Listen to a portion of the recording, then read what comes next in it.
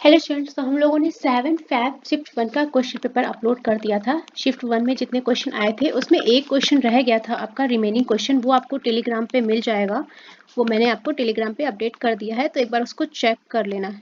ठीक है, किसी टूर्नामेंट के बारे में पूछा था जिसमें तमिलनाडु विनर था और पंजाब को डिफीट किया था। ठीक है, तो मैंने वहाँ पर अपडेट कर दिया है। देखो, जो क्वेश्चंस हमें फ्रेम होके मिले हैं वो है किस संगीत वाद्य यंत्र के साथ सिक्किलमाला चंद्रशेखर जुड़े हुए थे। तो ये एक बांसुरी वादक थे। वैसे ये क्वेश्चन आपका एसएससी एग्जाम में आया है, बट मुझे अभी डिफाइन नहीं मिल पाया है कि सीजीएल में आया है या एमटीएस में आया है।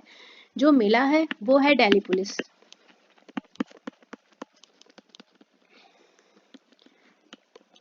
ट्वेंटी में। ठीक है, लोकसभा के अध्यक्ष को किस अनुच्छेद के द्वारा हटाया जा सकता है। ये दो तरह के क्वेश्चन फ्रेम हुए हैं। पहला है कि किस अनुच्छेद के तहत हटाया जा सकता है और दूसरा पूछा गया है किस अनुच्छेद के तहत नियुक्त किया जा सकता है, और दोनों ही क्वेश्चंस में कंफ्यूजन है। जो बच्चे ने कमेंट किया था वो ये था कि पूछा गया था किसके द्वारा हटाया जा सकता है, तो प्रायोरिटी मैं इसको दूंगी। ये क्वेश्चन आपका आया हुआ है, तो अंडर आर्टिकल 94 के तहत आपका लोकसभा के अध्यक्ष को हटाया जाता है। ठीक है, ये क्वेश्चन पे आपका आ चुका है, जीडी एग्जाम में 2020 में आया है।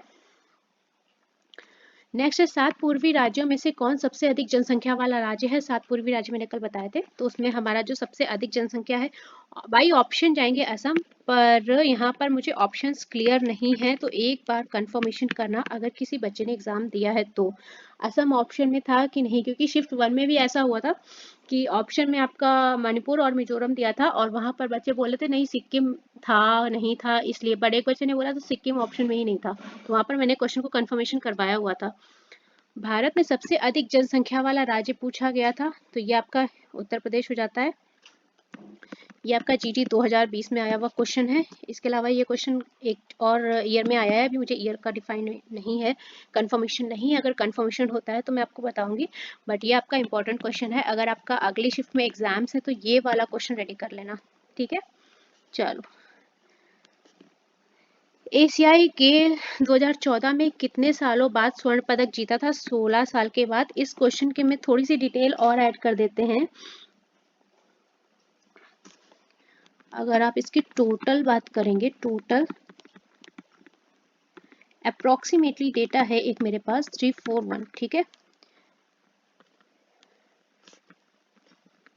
इधर पे मैं आपको मेट कर रही हूँ 71 जिले, 312 तहसील एंड, ठीक है, और कुछ कस्बे हैं जिसका डेटा मेरे पास अभी अवेलेबल नहीं है। ठीक है, लगभग 648 या 50 इस तरह से। क्लियर। नेक्स्ट क्वेश्चन है आपका, कौन सा नृत्य यूनेस्को की अमूर्त सांस्कृतिक धरोहर में शामिल किया गया है। यहाँ पर दो मिले हैं, एक सत्रिया, लेकिन यहाँ पर जो शामिल किया गया है वो छऊ, क्योंकि क्या है आपके ईयर वाइज शामिल किए जा रहे हैं डांस फॉर्म। इससे पहले सत्रिया को शामिल किया जा चुका है, ईयर वाइज अब वो डांस फॉर्म को अपने जो धरोहर है उसमें इंक्लूड कर रहे हैं। ठीक है, तो यहाँ पर हमें ईयर कंफर्म नहीं है, बट ऑप्शन में आपको छऊ वाला डांस मिला था, तो इसको इंक्लूड करा गया है।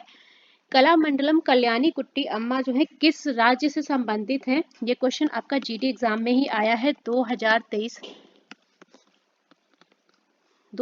में आया हुआ है। ठीक है, शिफ्ट 1 में, तो ये संबंधित है केरल राज्य से। इसके अलावा अगर ये बोले कौन सा डांस फॉर्म परफॉर्म करती हैं, तो ये मोहिनी अट्टम डांसर है। ठीक है,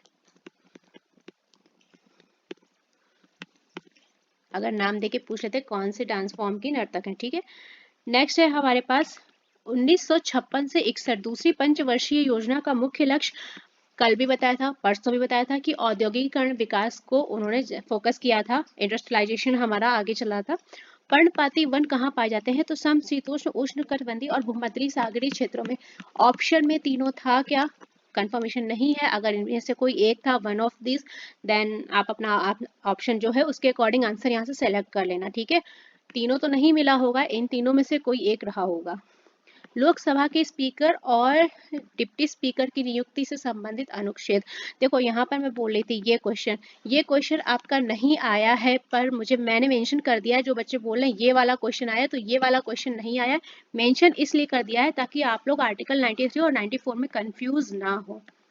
ठीक है, 93 आर्टिकल जो है क्रॉस का निशान हटा देती हूँ, ये नहीं आया है, मैं यहाँ पर मेंशन कर देती हूँ।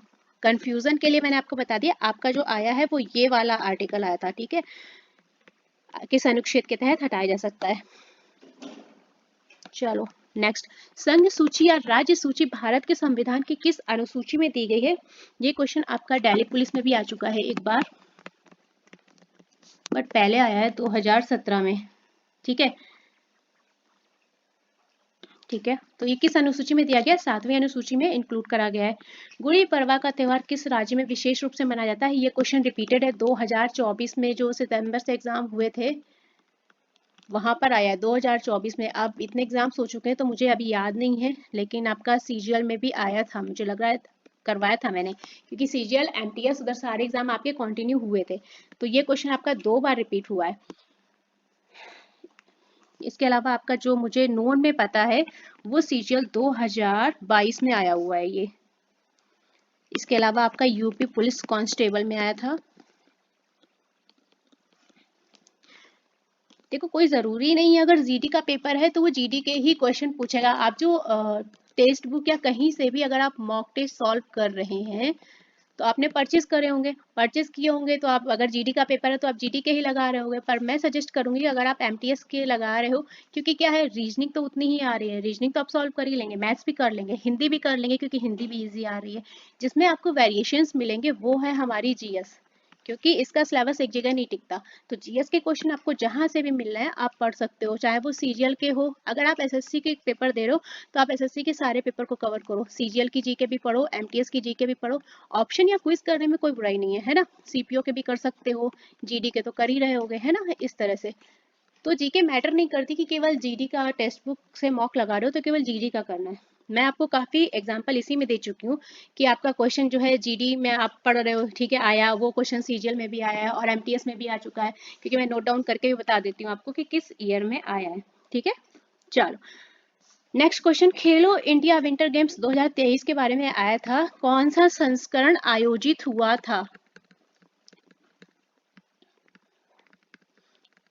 तो ये संस्करण था तीसरा, ठीक है।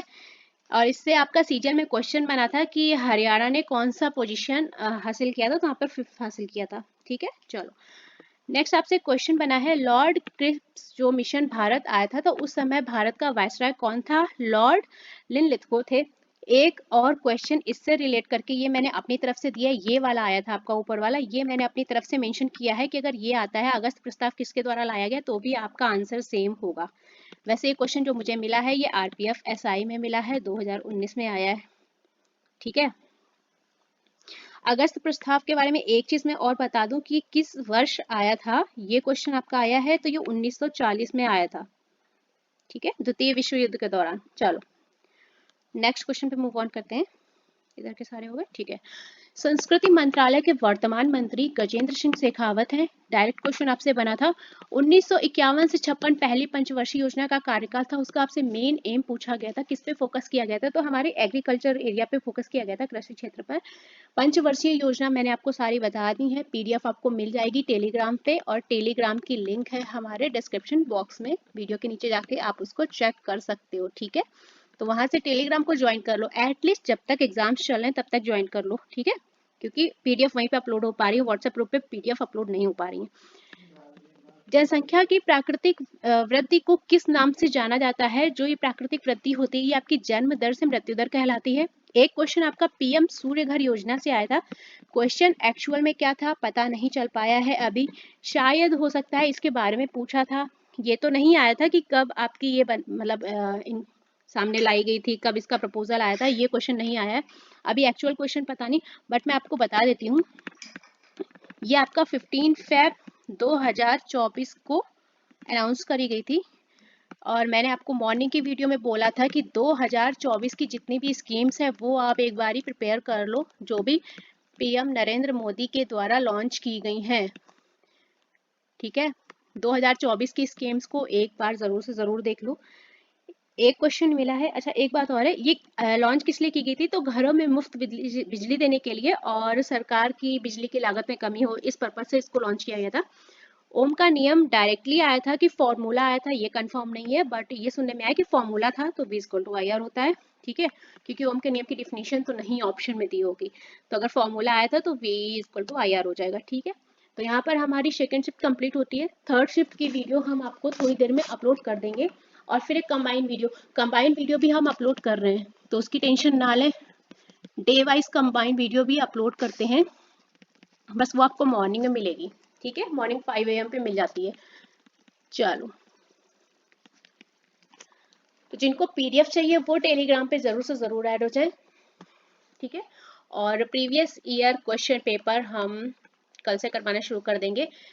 2011 से लेके 15 तक के पेपर हम अपलोड कर रहे हैं। करना क्या है उसमें मैं आपको बता दूं, क्वेश्चन पेपर अपलोड कर रहे हैं तो उसमें आपको केवल क्वेश्चन देखना है, पूरी पेन कॉपी लेके जो बताया था 2 × 8 नहीं करना है।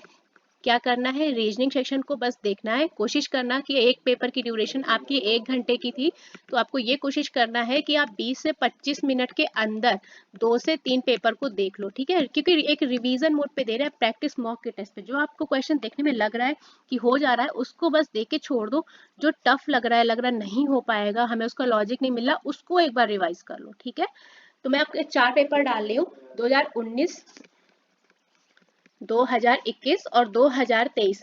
ये 3 बचेंगे हमारे पास। जो लेटेस्ट एग्जाम मैम का है वो है 11 तारीख को, तो उसके पहले हम ये तीनों कर लेंगे। इनमें टाइम लगेगा, ये काफ़ी लॉन्ग वीडियो रहेंगी, इसका हम टाइमिंग आपको पहले इन्फॉर्म कर देंगे। ठीक है, चलिए इस वीडियो के लिए तब तक के लिए इतना ही, फिर मिलेंगे थर्ड शिफ्ट की वीडियो के साथ। साथ में बने रहिएगा।